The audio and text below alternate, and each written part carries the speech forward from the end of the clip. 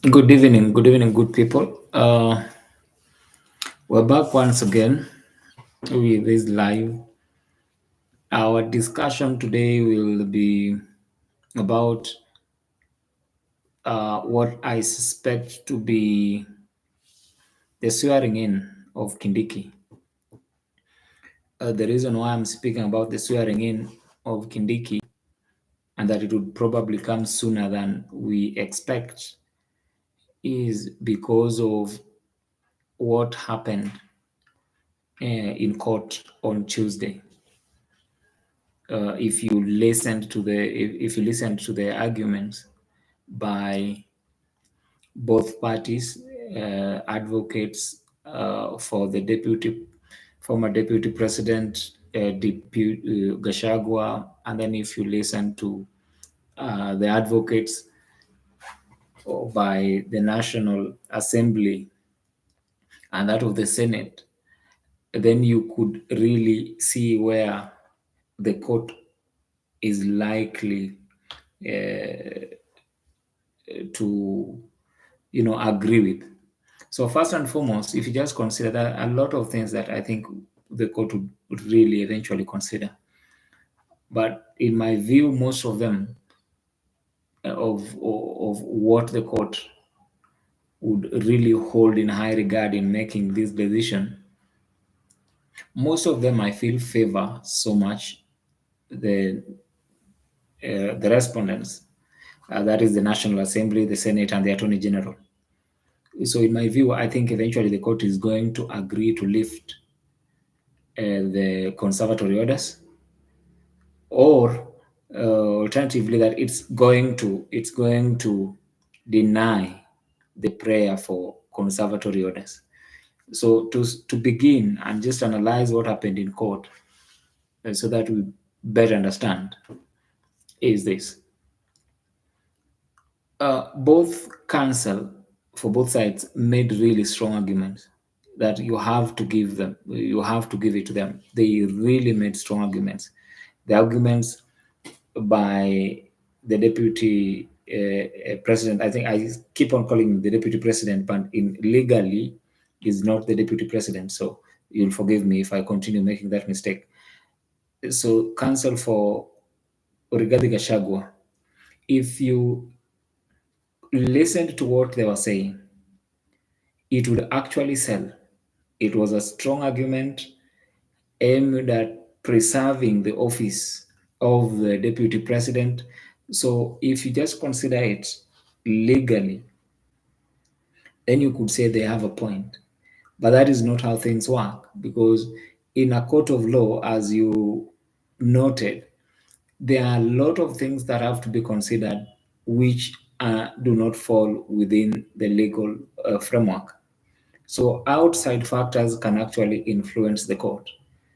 So for one, you'd realize that counsel for the former deputy president, Rigathi Gachagua, relies so much on what the law provides, which is a good thing, but they fail to tell the court the implication of having a conservatory order in place. Because we do not know how much time this kind of a case would take. And we've discussed this issue, that the strategy that they want to put in place is to have their conservatory order in place and then ensure that this case is dragged, possibly up to 2027. Because I believe once they have their conservatory orders in place, then they would look for ways to have this matter dragged as much as possible. So that is one possibility, and we've discussed this over and over again. So the other possibility is that in any eventuality that the court lifts the conservatory orders, then Professor Kindiki would be sworn in as the next deputy president. And I consider this to be the most likely scenario in view of what the arguments which were advanced first by Professor Githu Muigai and Mudomi Ankolu Council, and Gumbo and Professor Tomo Gender. And basically, what they advance in terms of their reasoning and the implication of having a conservatory order in place. And most importantly, is the fact that they had a case before court in which a judge had not granted a conservatory order, a case in point with the Garissa case, where a governor was impeached. Once the governor was impeached, the court refused to give conservatory orders or reinstating him back to office. And his deputy was sworn in as governor. The case was fast tracked so fast, and eventually he was reinstated. The court said his impeachment was unconstitutional. And when that happened, the court gave an order for reinstating him to his earlier position. So what happened is they reversed. The court just went ahead and told the deputy governor, who had been sworn in as governor, to just go back to his station, to his office as the deputy governor, and the governor took over his duties as the governor. So the argument that Professor Githu was saying, and which is a valid argument, is this: that if the court has these powers to declare something unconstitutional, then it doesn't matter whether or not somebody is going to be sworn in as a deputy president. You can be sworn in as a deputy president, and at the tail end, the court decides your swearing in or your appointment or everything that had to do with how you assumed office is unconstitutional. And therefore, once the court would declare that the whole process was unconstitutional, it would be an embarrassment for Kindiki, actually, if the court reached such a verdict that upon assuming office now is the deputy president, and now when the case is over, then the court declares the whole process unconstitutional. It would be a very really depressing kind of a scenario for him as a person. So therefore, that is a risk that the court can just say, we don't need to give conservatory orders, because in any case, we can still give adverse orders. We can still declare the whole process unconstitutional. So just let them do whatever they want to do because of public interest. Public interest in this sense that power or the law does not anticipate a situation where the office of the deputy president remains vacant. And if you consider the argument, and I believe we made this argument in one of our videos, look at the timelines that the court provides, or the constitution rather provides for the appointment of a deputy president. So for one is that within 14 days of the of a deputy president being impeached, within 14 days, the president has the constitutional mandate, the constitutional obligation to nominate a deputy president and send that name to parliament so that parliament can vote on whether or not that person is suitable for that office. Now, when the name is forwarded to parliament, you have to also note the constitution again gives you a period within which that discussion has to take place, and that discussion has to take place and that vote has to be taken within 60 days. And therefore, you can make the argument that the constitution does not anticipate a situation where the office of the deputy president remains vacant in excess of 74 days. So then you can make that interpretation. And therefore, if you listen to the argument by the deputy president's counsel, they were really just wondering how fast, why did this thing go so fast? So that could be an argument better, and it's actually a good argument for the gallery, for the public would say, no, the way they did it, they did it so fast, they did, but the fact that they did it so fast does not make it unconstitutional. Okay, so you have to really consider that when you are dealing with these issues. The fact that they did it so fast by itself does not make that act unconstitutional. It is well within the period within which they need to to to deal with that kind of business. Now, if you look at another argument, which I also found quite interesting in support of the conservatory orders, I believe this was by Counsel Ochiel Dudley. It was a quite an interesting argument. So this is what he said. He said that the court should grant the conservatory orders, because if you look at the manner in which this process was done, it was quite fast, and therefore we still have over 60 days within which this business can be done. So for him, he believed that conservatory orders, because the constitution does not anticipate the office of the deputy president to remain vacant for more than 74 days. He said, now that we already have someone, and then the process took like 5 days, possibly we still have 69 days. So, and that is a valid argument, actually, constitutionally. So, the situation we are in right now is this: the constitution, we still do not have, we've not stepped out of the constitutional timelines. We have not stepped outside that constitutional timelines. We have someone who's been nominated, but still we are still within the constitutional timelines. That discussion would have been going on, actually. So therefore, for him, he feels, grant the conservatory orders, then fast track the hearing of the petition. A very valid argument. I do not know how the court is going to deal with that specific with that submission, because realistically, then there is no rush as it is to have Professor Kindiki be appointed as or rather be sworn in as the deputy president, when the constitution itself, we are still within this period that the constitution anticipates to be, a grace period, you get, within which that office can remain vacant. So we've not stepped outside it. So that was a very good argument to counter the argument that was made by the Attorney General and the Senate and the National Assembly. Quite a good argument. But then you have to again look at the dangers of that kind of an argument. The danger of it is this: one, we do have somebody who's been appointed. Two, there is uncertainty as to who is the deputy president.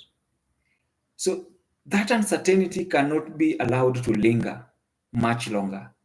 So people need to have some bit of direction on who actually is the deputy president. And this also played out in court.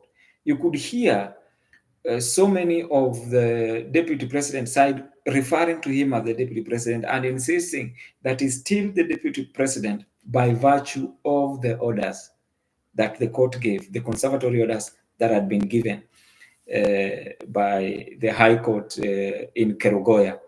So that when a member of the public or somebody who is a lay person who does not read the Constitution or expect lawyers to be able to give reasonable and valid explanation of the Constitution and implication of that vote on impeachment, then they become confused and would rather not wonder who is actually the deputy president of the Republic of Kenya. Is it Gachagua or someone else? So that kind of uncertainty is not good for the country. And I just want I don't want to delve so much into this issue because we've discussed it in one of our videos where we talk about whether Kenya has two deputy presidents or none at all. I would really suggest you go watch that video so that you understand why I hold the opinion that right now the office of the deputy president is vacant. Now, the main reason why the court is going to lift the conservatory order, is not going to give the conservatory orders, is because of the political situation.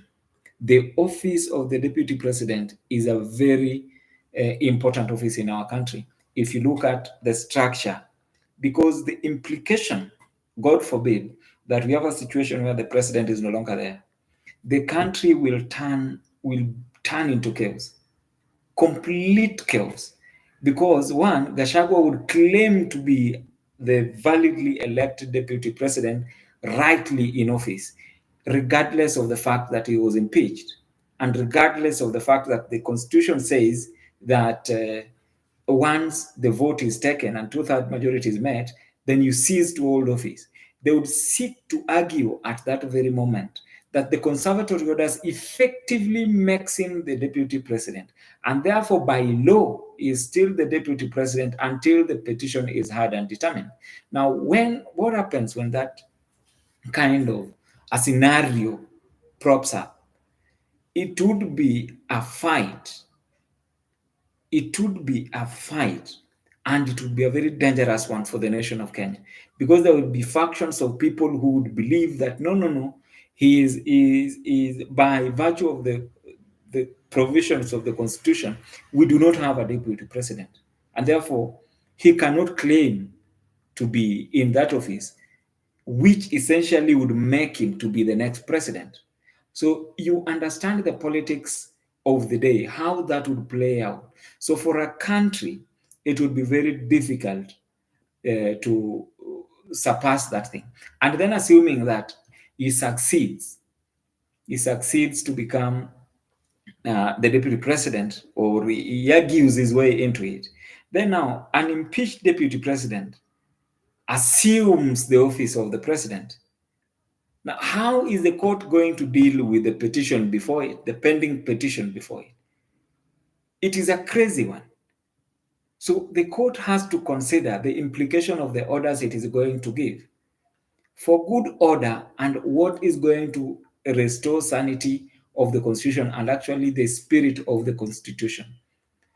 So that is why, for one reading the constitution, you have to consider first, what does the constitution say in plain language?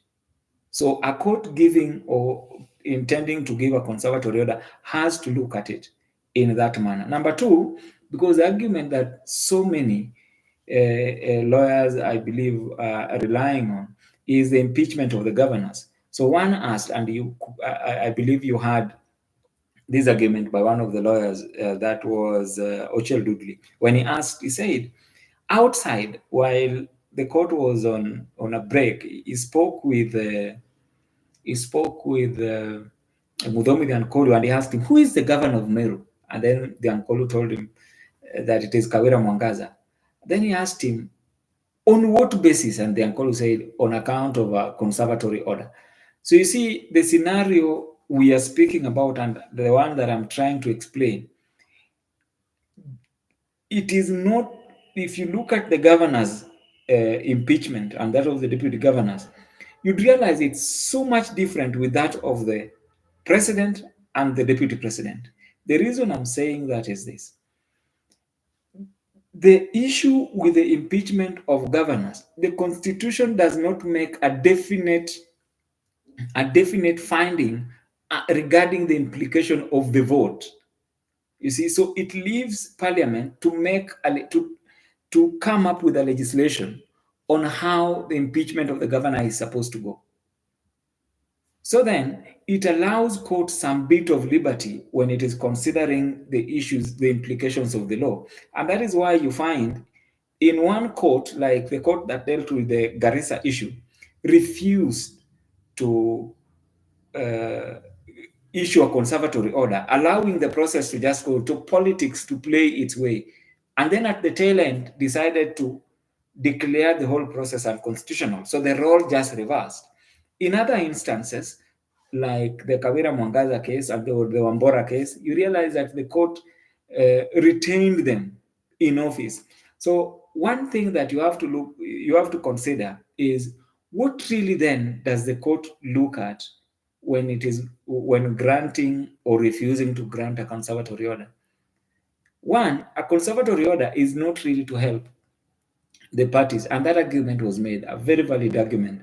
It is for the court, and it is given at the discretion of the court, meaning the court looks at the evidence that has been presented before it for the grant or refusal for of a conservatory order or for such a prayer, and if it assesses that evidence and in its view it feels that a conservatory order ought to issue, then it would issue that conservatory order. When in its view it feels that conservatory order ought not to issue, then it would end up not giving that conservatory order and appealing against the discretion or a decision of a judge that is exercised as a result of his discretion, judicial discretion, is a very difficult thing, because it's something that you look at, was it a reasonable decision? The reasonability, it's an elastic thing. You can't really know, you can't measure what is reasonable. So that is what is going to also eat into the minds of the three judges when they're going to consider this issue of interlocutory of the conservatory orders. But the most important thing is that the governor's impeachment is not the same as that of the deputy president and the president. The high octane politics that is involved in at the national level, you cannot compare with that of the county level. And this is the reason why I strongly believe that the court may end up allowing or refusing, may refuse, is going to refuse rather to grant the conservatory orders and then allow the process to proceed. And that is the swearing in of Professor Kindiki. What would be the implications of swearing in of Professor Kindiki? One, unlike Garissa, if Professor Kindiki is eventually sworn in, I do not think that the court would reach a finding that the impeachment of Rigathi Gachagua was unconstitutional. I do not think. If you see the court not giving a conservatory order, uh, uh, then it means that it would be very unlikely for the court to eventually find that his impeachment, Rigathi Gachagua's impeachment, was unconstitutional. They will find reasons why that impeachment is unconstitutional. Now, in terms of finding reasons, it is always so easy. I think judicial officers look into so many things, and that is why sometimes people say you get disappointed by judges, and that is why sometimes you realize you look at a decision and then issued by the High Court, then you look at another more or less same facts, different decisions. We have a lot of such cases, but you find courts looking for ways to avoid when they want to reach a different decision to differentiate a rather similar circumstance from another similar circumstance, trying so hard to really differentiate, try to distinguish things which are rather similar, in order to reach a different decision. So we are likely to see that. And that is why it is always my view, I've always held the view, that courts should be very cautious when dealing with matters where there is a lot of politics. Courts should not venture into such matters. And this is where I believe I agree, not really entirely, but substantially, with the submissions that the Ankolu made with respect to the jurisdiction of the court.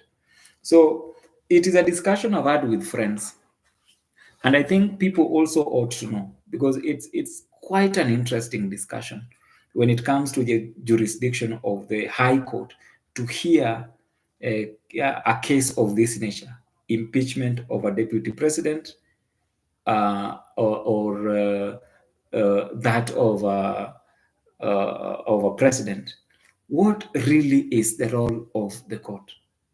What really is the role of the court? Should the court hear these matters? So the Ankolu highlighted a very critical point. When one is interpreting the Constitution, it is important to understand, also go back to why or what really led, what was the mischief that the Constitution was trying to address. So that is called the mischief rule. So, what really did the Constitution want to address when it laid down all these provisions or put them in place? And the Ankolu went there. He went to the Bomas draft and the 2005 draft, which was quite interesting. You realize that we did propose for impeachment, and then we proposed for how disputes regarding impeachment should be dealt with. And in both drafts, it was felt one that the Supreme Court should be able to handle the matter, you know. So in another instance, they felt that such issues should not be dealt with by the court. So it was expressed.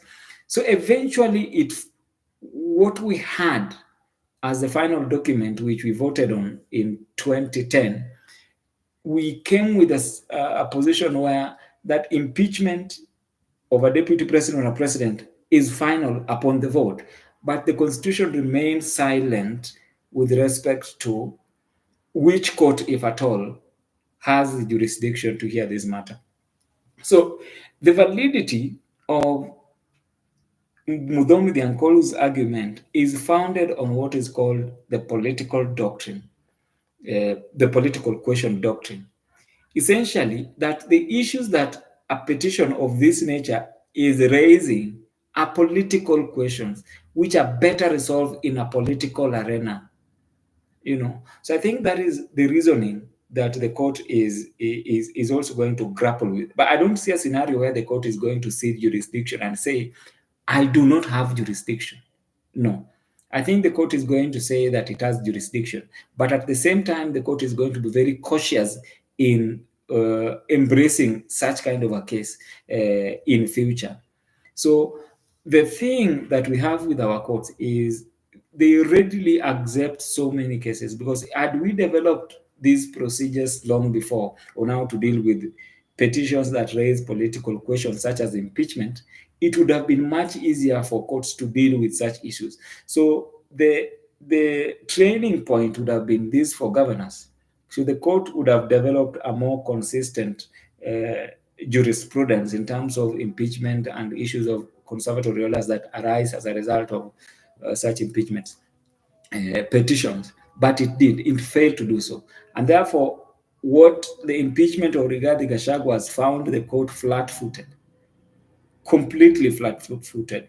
So they do not know really how to deal with this case, because it's not that the impeachment is a novel idea in our case, it is not, but handling of an impeachment of a deputy president is a new thing. It is the first time it has happened. So you can imagine they have to really consider it and really look into what then would happen if it is the president, a president who is impeached. Would you issue a conservatory order to retain that president, or bring him back to office, and in the manner that the petitioner wants Gachagua to be back in office? I don't think that would be a good idea. I really don't think that would be a good idea, because then somebody who has been found to have committed impeachable offenses would still be enjoying. I can actually use a court order to retain and exercise the functions of an office which is accused of, uh,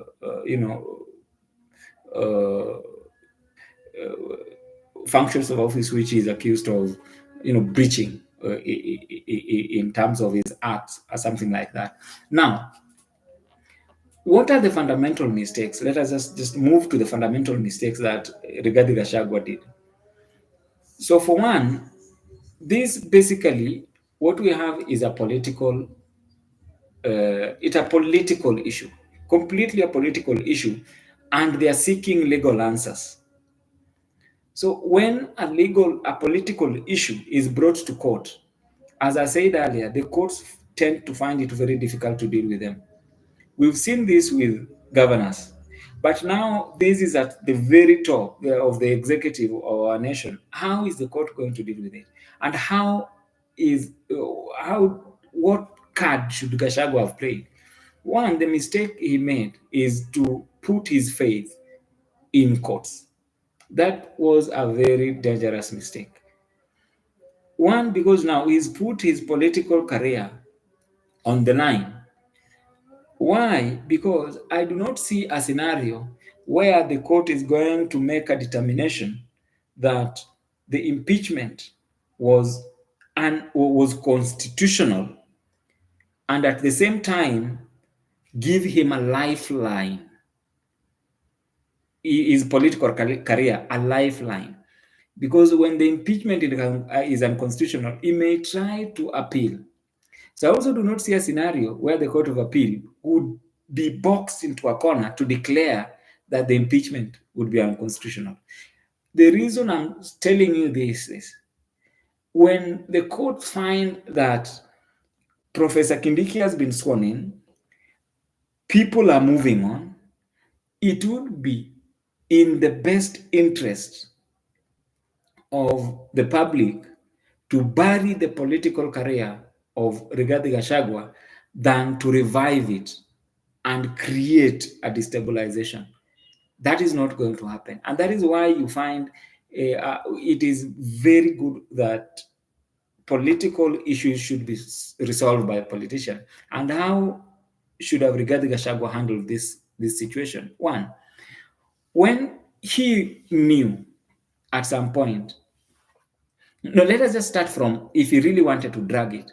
I feel that if he really wanted to drag this matter, what he should have done, he should have fallen sick, or even, it happens. People always fake sickness. He should have faked it before before cross-examination of the first witness, when Mutusi was taking to the stand. And therefore, or even before, like completely before, when, today and then the next day is the hearing, then in that morning of that day, his advocate just come to court and say the deputy president has been admitted to hospital and therefore would not be able to proceed. We do not have instruction to proceed in his absence. Then he would have boxed the Senate into a corner to allow him time so that he can really take his sweet time as he prepares. So he would have dragged it. He could have used that strategy. But the fact that he did it after he was present the whole point, his lawyers cross-examined the witnesses and all that, and then now he fell sick after, that does not hold any weight. So that was the first mistake.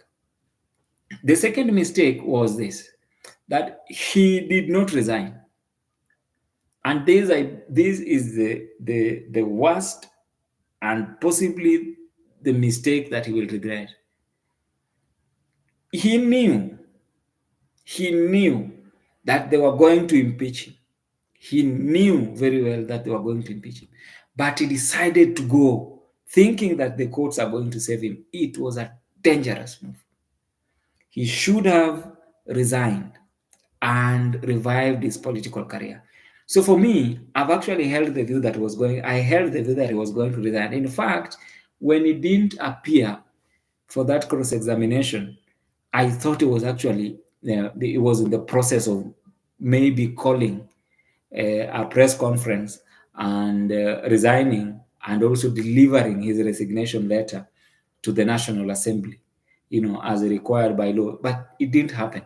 He found himself in hospital. So that is why I believe that the greatest mistake he made was refusing to resign, because now he's looking at his political career being buried. And one thing about Kenyans, and I've come to learn about Kenyans can be so angry about something today, then the following day, they just forget, they just move on. Like right now, people do not like Ruto, people do not like what the government is doing, people do not like anything Ruto. In fact, you'd think that Ruto is going to be a first-term president. Everybody is saying it, including me. If I look at all the scenarios, how the Kenya is currently being run, you feel like, no, this guy is going to be the one-term president. But Mark you, we said similar things about those other presidents. It was said about Kibaki, it was said about Uhuru Kenyatta, and now we are saying it about Ruto. Let me tell you something. Before you know it, Before you know it, Ruto will be fully back, and you'd wonder where is he getting his numbers? Why is he this strong? Because right now people believe that Ruto has lost Mount Kenya. You know, he's lost Mount Kenya. Personally, I do not believe that.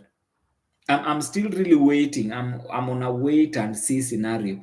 I believe that he lost some people. People are still angry at him, especially Gachagua supporters, I believe. But I don't think that he's lost Mount Kenya completely. Because I assure you, for instance, I was speaking to one person from that area, and then I asked him, what if Kalonzo and Ruto, because the only scenario I'm seeing right now is Kalonzo is the only person I think who can really challenge Ruto. I don't think Raila is going to run. But what if Kalonzo and Ruto run against each other? And then now picture this scenario, a scenario where Raila supports Kalonzo. Now tell me, do you really believe Mount Kenya people will look at Kalonzo and say, okay, we are voting this guy? I don't think so. I really don't think so. Whoever Raila will support, Mount Kenya people will vote against that person. So probably not all of them, but a bigger chunk of Mount Kenya people will vote against that person. Okay. So if I also don't see a scenario where Raila is going to support Ruto. Right now, they may seem as they are working together and all that. I really don't think Raila is eventually going to support Ruto now. I don't see that scenario. So then, for argument's sake, if you consider it,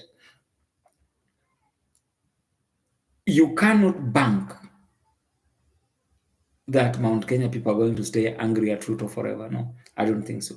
So, what Gachagua? Because if Gachagua is impeached, basically, and the court rules that his impeachment was constitutional, his political career is over. It would be like Sonko and Waititu, just going to rallies, speaking against the president and all that, shouting. But eventually they know you are not really going to help them. You are not going to be able to run. They'll be looking elsewhere.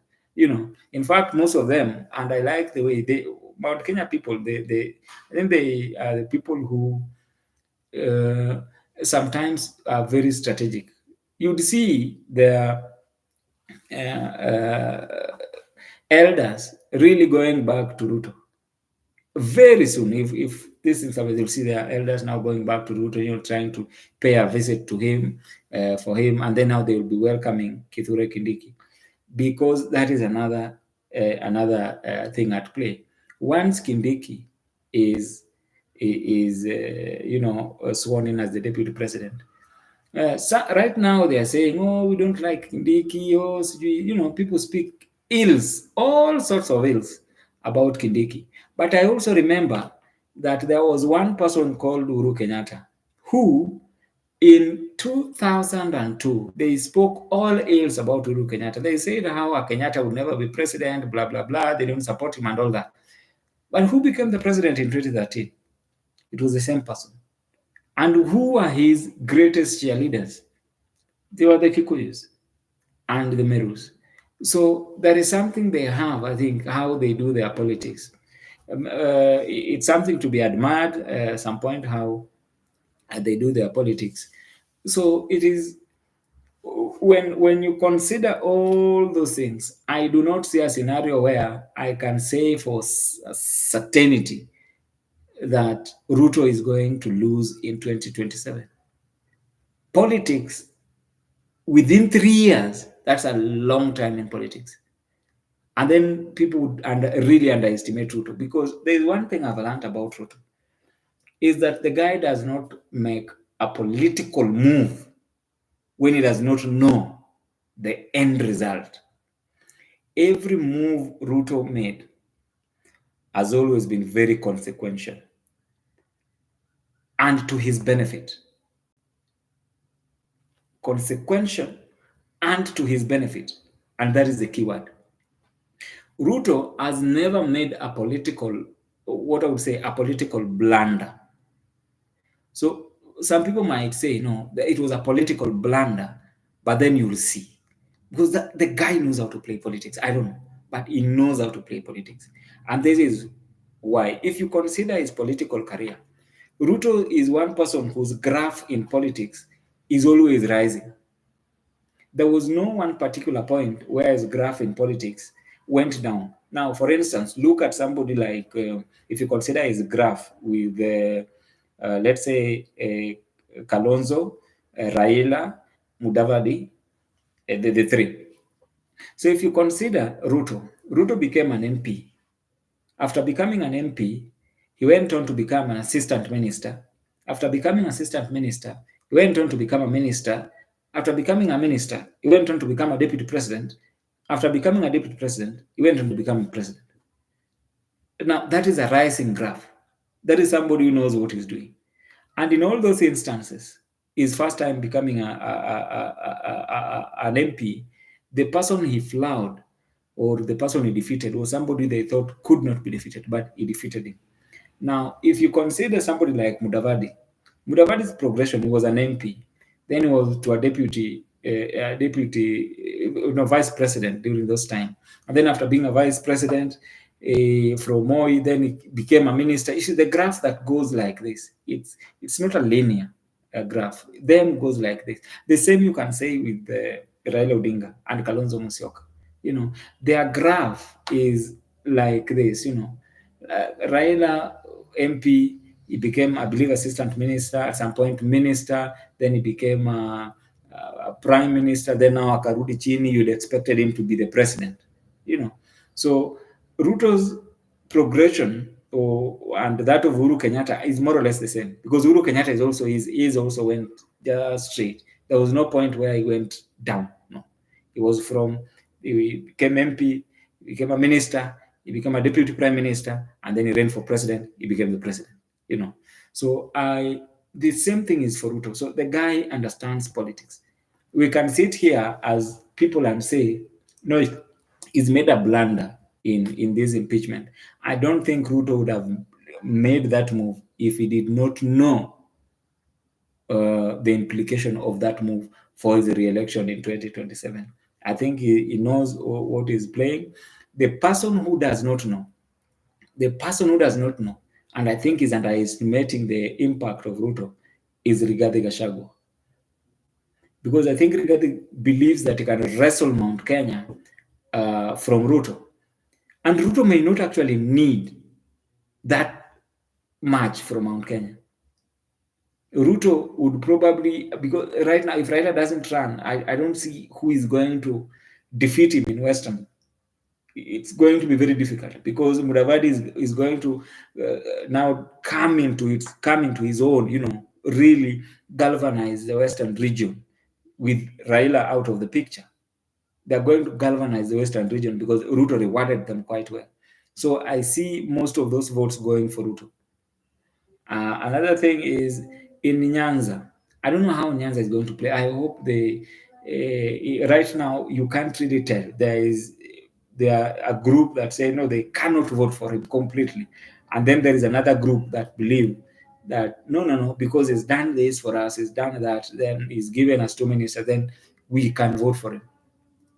So you see those two scenarios. There are diehards of Raila who would follow him to the tail end. So unless Raila says or tells them to vote for Kalonzo Musyoka, then they would. But if Raila says vote for Ruto, I assure you they would. So those are the political scenarios. So if you consider the Kikuyu votes, because I believe if it is a matter of just looking at the votes, then I don't see why Merus would decide to vote against Ruto when their son is the deputy president. Number two, there are Kikuyus who I believe also would say, our brothers from the Meru side have really supported us. So it is also our turn to give back. So then they would. So Ruto may likely win with a larger margin than he did in 2022. So the person who is underestimating Ruto is none other than Rigathi Gachagua, because he didn't understand the ruthlessness of President Ruto. So right now, I think he's still just trying to see how the whole thing plays out. He doesn't want to speak about it so much. But once everything settles down, and perhaps the court lifts or refuses to grant the conservatory order and gives a go ahead for the swearing in of Kindiki, then at that point, you'd know the politics for 2027 would have started in earnest, because Kindiki's job would be to win back Mount Kenya and bring them back, those who have lost trust in Ruto, and bring them back to Ruto. So the political situation, that is how it lies. So that is basically my thought in terms of all the mistakes that Rigathi Gachagua made. I think it was a bad idea. Whoever advised him to put his hopes in the courts, it was a bad idea for a politician to put his hopes in the court. And then number two, once Kindiki is sworn in, the court says, no, swear him in. I'm not seeing a scenario where the court would end up reversing or saying, declaring that the whole process was unconstitutional. That would be daring. And in fact, it would now play into the hands of the government. They can play it around until the Supreme Court. And you know what happens in the Supreme Court? Supreme Court, you never know. Most of their decisions, they side with the government. So once it is lifted, it's game over. They would play it up to the Supreme Court and drag it on as much as they can. But one thing I know, they reach the Supreme Court, it is done. The court can say down here it was unconstitutional. They would go to the Court of Appeal, stay that decision. The Court of Appeal says it is unconstitutional. They would go to the Supreme Court, stay that decision, the Court of Appeal, and then now the Supreme Court will have the final say, which say would be, well, it wasn't unconstitutional. So the Supreme Court, in most of the cases, rules contrary to what the Court of Appeal and the High Court has held in recent past. If a case in point is the Finance Act 2023, where the High Court declared to be unconstitutional, the Court of Appeal declared to be unconstitutional, then the Supreme Court decided, no, it is not. It is not unconstitutional. So they've been making decisions that favor the government of the day more. So I really don't know what they look at themselves, but most of their decisions favor the government. So that, good people, is marks the end of our analysis. If you're watching us actually for the first time, I would really urge you to subscribe to our channel. We do have this kind of live occasionally. And thank you for those who are commenting, Michael Nduku and Metabot Podcast. Thank you for that response from you. I'm really honored. So if you have an issue, if there's an issue you think we need to speak about, you can leave a comment in the video so that we get time, we'll analyze it. Thank you very much. Until next time, you people have a good evening.